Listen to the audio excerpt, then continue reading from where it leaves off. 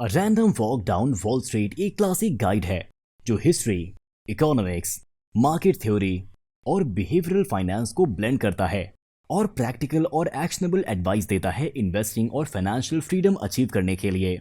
मैलकील की central message बहुत clear है। जल्द से जल्दी कंसिस्टेंट सेविंग शुरू करो और अपनी पोर्टफोलियो का core low cost broad based index funds में इन्वेस्ट करो। आगे बढ़ने से पहले एक जरूरी बात, आपके सपोर्ट से हम और अच्छा कंटेंट क्रिएट कर सकते हैं, इसीलिए वीडियो को लाइक और चैनल को सब्सक्राइब करना ना भूलें। की टेकअवेज, इन्वेस्टिंग क्यों जरूरी है? ये क्लियर है कि अगर हम कम से कम इन्फ्लेशन से कोप करना चाहते हैं तो हमें ऐसे इन्वेस्टमेंट स्ट्रेटजीज अंडरटेक करनी चाहिए जो हमारी रियल परचेजिंग पावर को मेंटेन करे, वरना हम एक एवर डिसीजिंग स्टैंडर्ड ऑफ लिविंग की तरफ डूम्ड हैं। अगर हर साल 2% की इन्फ्लेशन है तो इसका मतलब है कि अपने कैपिटल के ऊपर कम से कम 2% रिटर्न चाहिए और आपकी रियल परचेजिंग पावर मेंटेन हो सके। अगर आप किसी इंटरेस्ट फ्री अकाउंट में अपने पैसे को रखकर कोई रिटर्न नहीं लेते तो आपका पैसा समय के साथ समय के कंपैरिजन में कमजोर होता जा रहा है। इसीलिए आपको एक इन्वेस्टमेंट स्ट्रैटेजी चाहिए जो कम से कम इन्फ्लेशन के साथ चल सकती है। इन्वेस्टिंग थ्योरीज क्या है? The firm foundation theory. Companies की इंट्रिंसिक वैल्यू होती है। उनकी वैल्यू उनके करेंट और फ्यूचर कैश फ्लोज के नेट प्रेजेंट वैल्यू के बेस पर तय की जाती है। ये थ्योरी बफेट और मंगर ने बर्कशायर हैथवे बनाने के लिए यूज की है। Castle in the sky theory. Companies की साइकोलॉजिकल वैल्यू होती है।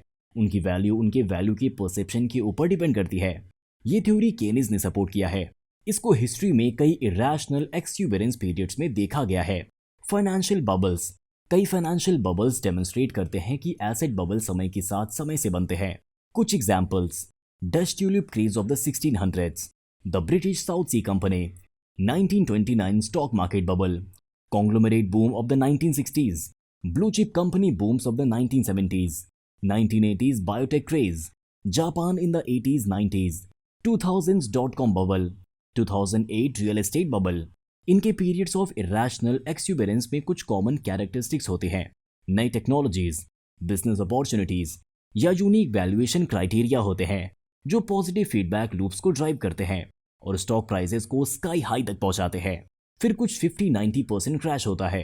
Technical analysis, castle in the sky theory. इसको चार्टिस्ट भी कहते हैं। जो लोग इस स्कैम में हैं वो स्टॉक प्राइसेस के मूवमेंट्स के बेस पर स्टॉक्स को बाय सेल करने की सलाह देते हैं। इस थ्योरी के अकॉर्डिंग स्टॉक्स रफली 90% साइकोलॉजिकल और 10% रैशनल होते हैं। ये ट्रेडर्स को रिकमेंड करते हैं लॉन्ग टर्म इन्वेस्टर्स की जगह। इस थ्योरी के लिए दो इंपॉर्टेंट असम्पशन होते हैं। सभी न्यू स्टॉक्स में ऑलरेडी प्राइस्ड है और स्टॉक्स ट्रेंड्स में मूव करते हैं। बीटा एक ऐसा रिस्क है जिसमें मार्केट के साथ एक स्टॉक का मूवमेंट को मेजर किया जाता है। अगर बीटा 1 है तो इसका मतलब है कि स्टॉक मार्केट के साथ मूव करेगा, और अगर बीटा 1 से कम है तो उसका मतलब है कि स्टॉक मार्केट के मूवमेंट से कम इन्फ्लुएंस होगा। इसी तरह अगर बीटा 1 से ज्यादा है तो स्टॉक मार्केट के मूवमेंट से ज्यादा इन्फ्लुएंस होगा। अनसिस्टमैटिक रिस्क स्टॉक मार्केट के साथ ना जोड़ने वाले स्टॉक्स की पर्टिकुलर कंपनी के साथ एसोसिएटेड रिस्क को मेजर करता है। इसमें कंपनी के internal issues, management changes, competition, lawsuits etcetera को कंसीडर किया जाता है। मॉडर्न पोर्टफोलियो थ्योरी के अनुसार डाइवर्सिफिकेशन अच्छे रिटर्न्स और कम रिस्क के साथ आता है। इसीलिए आप अपने पोर्टफोलियो में एसेट्स ऐड करें जिनके कोरिलेशन कम है, जैसे कि फॉरेन स्टॉक्स डोमेस्टिक स्टॉक्स से बिल्कुल कोरिलेट नहीं है। इसीलिए अगर आप उनको अपने पोर्टफोलियो में ऐड करें तो रिस्क कम होगा और अच्छे रिटर्न्स मेंटेन हो सकते हैं। लेकिन इसका मतलब ये नहीं है कि आप अपने पोर्टफोलियो को पूरी तरह से डाइवर्सिफाई करें, क्योंकि इससे आपके रिटर्न्स भी कम हो सकते हैं। ये सभी प्रिंसिपल एंड मेथड्स बुक में डिटेल तरीके से एक्सप्लेन किए गए हैं। Buy sell ratings. Securities analyst buy rating की तरफ बहुत बायस्ड होते हैं। कुछ ऐसा 10:1 होता है और .com बबल के दौरान ये 100:1 तक पहुंच गया था। एनालिस्ट बैंक्स में काम करते हैं जो कॉर्पोरेट क्लाइंट्स के साथ काम करते हैं जो एक कम रेटिंग से खुश नहीं होंगे, इसीलिए इंसेंटिव्स बाय रेटिंग्स के लिए होते हैं। CNBC के पास मोस्टली मार्केट बुल्स होते हैं।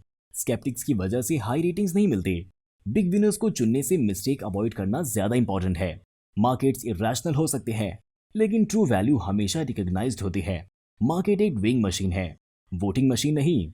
इन्वेस्टर्स इमोशनल होते हैं, ग्रीडी, गैम्बलिंग, होप, फियर इससे इम्यून नहीं होते। Behavioural financing lessons. जबकि एक स्टॉक जो $30 में बेच रहा है सिर्फ $15 के लायक हो सकता है, लेकिन ये एक अच्छा बाय होगा। अगर कोई बड़े फूल्स उस स्टॉक के लिए किसी भी फ्यूचर टाइम पर $60 देने के लिए तैयार हो जाए efficient market hypothesis rational investors idea पर बिल्ड है।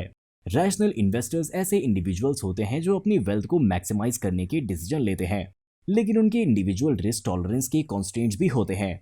बिहेवियरल फाइनेंस रैशनल इन्वेस्टर्स के आइडिया को क्वेश्चन करता है, जिसके तहत कम से कम 4 factors irrational investors behaviour cause करते हैं। ओवर कॉन्फिडेंस, इन्वेस्टर्स अपने बिलीव्स एबिलिटीज के बारे में ओवर कॉन्फिडेंट होते हैं और उनके असेसमेंट्स ऑफ द फ्यूचर के बारे में ओवर ऑप्टिमिस्टिक होते हैं। इन्वेस्टर्स अपने ओन स्किल को भी ओवर एस्टिमेट करते हैं और उनके आउटकम्स में चांस का रोल डिनाई करते हैं। ज्यादातर इन्वेस्टर्स अपने कॉन्फिडेंस इंटरवल्स में बहुत प्रिसाइज होते हैं। टिपिकली इन्वेस्टर्स अपने एबिलिटीज को गुड आउटकम से जोड़ते हैं, वो भी एक्सटर्नल इवेंट्स के बाद आउटकम से जोड़ते हैं। ओवर कॉन्फिडेंस का एक मैनिफेस्टेशन ग्रोथ स्टॉक के कंसिस्टेंट ओवर वैल्यूइंग है। बायस जजमेंट्स, इन्वेस्टर्स के पास ऐसे मैकेनिज्म्स होते हैं जो उन्हें रियलिटी में से greater degree of control assume करवाते हैं। ज्यादातर इन्वेस्टर्स प्रोबेबिलिटी को प्रॉपर्ली वेट नहीं करते और बेस रेट का यूज नहीं करते हैं। हर्ड मेंटालिटी, किसी दोस्त को अमीर होता देखना इतना डिस्टर्बिंग होता है कि खुद की वेलबींग और जजमेंट को अफेक्ट कर देता है। हम सभी इन्वेस्टमेंट डिसीजंस लेने के टाइम पर पैसा कमाने वाले लोगों के टेल्स और हॉट न्यूज स्टॉक के चक्कर में आना पसंद करते हैं। ये tendency to get swept up in speculative get rich quick schemes is representation of how we get lost in herd mentality when making investment decisions. Loss aversion, जब हम $100 का नुकसान उठाते हैं तो हमें $250 से लाभ मिलने वाले आनंद के बराबर दर्द महसूस होता है। लॉस एवर्जन बताता है कि इसी वजह से बहुत से इन्वेस्टर्स जितने विनर हैं उन्हें बेच देते हैं और जितने लूजर्स हैं उन्हें होल्ड करते हैं। ये मुश्किल है कि आप छोटे समय में धनी बनने का चक्कर ना काटें। हर्ड बिहेवियर से बचें, ओवर ट्रेडिंग से बचें, लूजर्स को बेचें, विनर्स को नहीं। आईपीओज में इन्वेस्ट नहीं करना और हॉट टिप्स पर भरोसा नहीं करना। सब लोग चाहते हैं कि कम मेहनत और ज्यादा कमाई। कभी कभी गेट रिच क्विक स्कीम्स या ट्रेंड्स बहुत टेम्पटिंग होते हैं, लेकिन हमारा इन खतरनाक ट्रैप से बचना ही बेहतर है। ये कहना आसान है लेकिन करने में बहुत मुश्किल है। स्टॉक्स और बॉन्ड्स की वैल्यू कैसे डिसाइड होती है? स्टॉक्स की वैल्यू 3 फैक्टर पर डिपेंड करती है। Initial dividend yield, growth rate of earning, changes in valuation in terms of PE और प्राइस डिविडेंड रेशियोज। बॉन्ड की वैल्यू 2 फैक्टर्स पर डिपेंड करती है। Initial yield to maturity at the time of purchase, changes in interest rates if you don't hold bond to maturity. जब interest rates inflation low होते हैं तो high PE और लो dividends yield justify होते हैं। शिलर केप इंडेक्स मार्केट की pricing को देखने का एक अच्छा तरीका है। एसेट एलोकेशन प्रिंसिपल्स, हिस्ट्री में शो हुआ है कि रिस्क और रिटर्न रिलेटेड है। स्टॉक बॉन्ड्स में इन्वेस्ट करने के रिस्क का टाइम पीरियड होल्ड करने पर डिपेंड करता है। जितना लंबा होल्डिंग पीरियड होगा उतना ही कम होगा एसेट रिटर्न्स का variance. Dollar cost averaging risk को रिड्यूस करने के लिए एक यूजफुल टेक्निक है, लेकिन कंट्रोवर्शियल भी है। रिबैलेंसिंग रिस्क को रिड्यूस कर सकता है और कुछ सर्कमस्टांसेस में इन्वेस्टमेंट रिटर्न को भी इंक्रीज कर सकता है। रिस्क टॉलरेंस और रिस्क कैपेसिटी में डिफरेंस करना होगा। आपकी टोटल फाइनेंशियल सिचुएशन पर डिपेंड करता है कि आप कितना रिस्क ले सकते हैं, including income types and sources, जो कि इन्वेस्टमेंट इनकम से अलग है। विशेष आवश्यकताओं के लिए विशेष संपत्ति की जरूरत होती है। अगर आपको 2 साल में घर की डाउन पेमेंट के लिए $30,000 की जरूरत है तो आपको उस समय उस धन के लिए जो आपके लिए जरूरी है उसकी तुलना करने वाली निवेश वाहन की जरूरत होगी। रिस्क सहानुभूति को पहचाने। आमतौर पर आपके निवेश आपकी नींद को कभी डिस्टर्ब नहीं करना चाहिए, इसीलिए अपनी नींद की सीमा तक निवेश करें जहां आप दिन प्रतिदिन के अंतर को संभाल सकते हैं और फिर भी आराम से सो सकते हैं। नियमित रूप से छोटी मोटी रकम में बचत आगे बढ़ती है। मिड-20s के लिए portfolio, cash 5%, bonds 15%, stocks 70%, real estate 10%, index fund में निवेश करें और अंतर्राष्ट्रीय एक्सपोजर प्राप्त करें। साथ ही साथ ध्यान रखें कि सही प्रकार से बॉन्ड्स की खरीदारी करें। इसे किसी टैक्स डिफर्ड रिटायरमेंट अकाउंट में रखें। 4% नियम, जब आप संन्यास लें तब अपने निवेश का वार्षिक 4% से ज्यादा खर्च न करें ताकि आपका नेस्ट एग सुरक्षित रहे। अधिकांश मामलों में यह आपको आपकी मृत्यु तक बिना दिक्कत के निकालने देता है। स्टॉक प्राइसिंग, स्टॉक पिकिंग के नियम, स्टॉक खरीद केवल उन कंपनी से करें जो कम से कम 5 वर्ष तक अधिक से अधिक लाभ बढ़ाने की क्षमता रखती है। लाभ बढ़ाने की क्षमता, आमदनी, डिविडेंड्स और यही संख्या जिस पर बाजार उन लाभों को खरीदेगा। स्टॉक्स के लिए जो आप उतना ज्यादा नहीं खर्च कर सकते जितना केवल संभव हो वो भी नहीं खरीदे, जो उतनी अधिक महंगी के साथ बहुत सालों तक अच्छी आमदनी की उम्मीद रखने पर निर्धारित है। ये कोई परफेक्ट मेजर नहीं है, लेकिन स्टॉक की खरीदारी के समय मार्केट और वृद्धि की संभावनाओं के अनुसार देखें। ऐसे स्टॉक से बचें जिन्हें अधिक से अधिक सालों में लंबी वृद्धि है। आपको ऐसे स्टॉक्स खरीदने में मदद करता है जिनमें आगे की वृद्धि की उम्मीद है और जिनका बाजार में माहौल तैयार है। कुछ महीने बाद जहां दूसरे निवेशक होंगे वहां पहुंचें।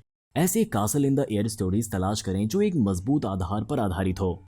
जितना हो सके कम ट्रेड करें, जीतने वाले स्टॉक्स में इन्वेस्ट करें और हारते हुए स्टॉक्स बेच दें। अगर आपको स्टॉक मार्केट में नुकसान हो रहा है तो साल के अंत तक किसी भी स्टॉक को बेच दें जिस पर आपको नुकसान हुआ है। अगर वो आगे चलता है तो रुक जाएं, लेकिन नुकसानदेह स्टॉक्स के लिए सब्र ना करें। नुकसान से आपके टैक्स का बोझ कम हो सकता है। रूल ऑफ 72 एक बेहद उपयोगी नियम है जो धन को दुगने होने में कितना समय लगेगा उसे निर्धारित होने के लिए एक शॉर्टकट उपाय प्रदान करता है। आप अपनी कमाई के रेट को 72 से डिवाइड करके अपने पैसे को दुगने होने में कितने साल लगेगा वो जान सकते हैं। जैसे अगर आपकी कमाई का रेट 15% है तो आपके पैसों को दुगने होने में कुछ कम से कम 5 साल लगेंगे। यानी 72 को 15 से डिवाइड करके 4.8 साल आता है। ये एक दिलचस्प मैथ हैक है कि इसमें इन्वेस्ट करना चाहिए। हर पोर्टफोलियो का मूल तत्व लो कॉस्ट, टैक्स एफिशिएंट और ब्रॉड बेस्ड इंडेक्स फंड्स होने चाहिए। हम बाजार को नियंत्रित नहीं कर सकते या बहुत अधिक लाभ प्राप्त नहीं कर सकते, इसीलिए लो कॉस्ट, टैक्स एफिशिएंट और ब्रॉड बेस्ड इंडेक्स फंड्स में इन्वेस्ट करें। ये न केवल सरल है बल्कि व्यक्तिगत बेहतर परिणाम देने के लिए संभव है। व्यक्तिगत सुरक्षा प्राप्त करने के लिए आप क्या कर सकते हैं, ये जानने के लिए एक निर्धारित बचत कार्यक्रम शुरू करने और उससे शुरुआत करने से पहले आपके पास शक्तिशाली कंपाउंड इंटरेस्ट की शक्ति है। आज का वीडियो आपको कैसा लगा? वीडियो से आपने क्या सीखा? हमें कमेंट सेक्शन में जरूर बताएं। अगली कौन सी बुक हम कवर करें? कमेंट सेक्शन में जरूर बताएं।